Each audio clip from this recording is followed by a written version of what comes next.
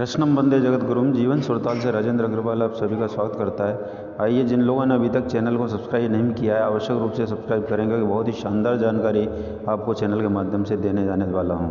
तो आइए हम जानते हैं कि भगवान शंकर पर यदि कोई लाल पुष्प चढ़ाता है तो वह दोष का भागी माना जाता है और श्वेत पुष्प भगवान शंकर पर चढ़ाया जाता है। अब आप जानते हैं केतकी का पुष्प श्वेत होने के कारण भी भगवान शंकर पर चढ़ाना बहुत बड़ा जघन्य अपराध है। इसका दुष्परिणाम पुष्प चढ़ाने वाले को आवश्यक रूप से भुगतना पड़ता है। इसका क्या कारण है ये जानते हैं। एक बार ब्रह्मा और विष्णु दोनों में एक प्रतिस्पर्धा पैदा हुई कि कौन बड़ा है हम में से। दोनों में प्रतिस्पर्धा इस हद तक पहुंच गई कि वह महाप्रलय का रूप भी ले सकती थी। तो उसी क्षण बीच में भगवान शंकर प्रकट हुए और प्रकट होकर और शिव ने शिवलिंग का रूप धारण किया और शिवलिंग इतना बड़ा था कि जिसका ओर छोर नहीं था। अब दोनों में बड़ा कौन है इस बात को मानने के लिए या इस बात को जानने के लिए यह प्रतिस्पर्धा हुई कि एक ऊपर जाएगा देखने के लिए छोर कहाँ तक है और एक नीचे जाएगा। भगवान विष्णु ऊपर की तरफ गए और ब्रह्मा नीचे की तरफ गए।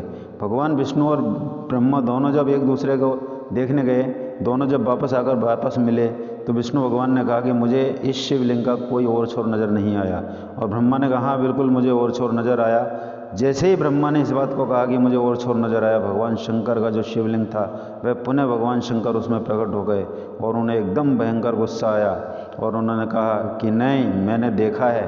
तो उन्होंने कहा कोई साक्ष्य है? उन्होंने कहा कि ये केतकी का जो पेड़ है ये साक्ष्य है, इसमें पुष्प खिले हुए हैं। तो भगवान ने ब्रह्मा जी की गर्दन अपने त्रिशूल से भयंकर गुस्से के कारण उस समय उड़ा दी और केतकी के पुष्प को श्राप दिया कि यदि कोई तेरे को मेरे शिवलिंग पर कोई चढ़ाता है तो इसका दुष्परिणाम उसको निश्चित रूप से भुगतना ही पड़ेगा, इसमें कोई कारण नहीं है। तो यह कारण है दोस्तों, केतकी का पुष्प भगवान शंकर पर भूल कर भी नहीं चढ़ाएं, अन्यथा आपको भी जघन्य अपराध का परिणाम भुगतना पड़ सकता है। नमस्कार, धन्यवाद।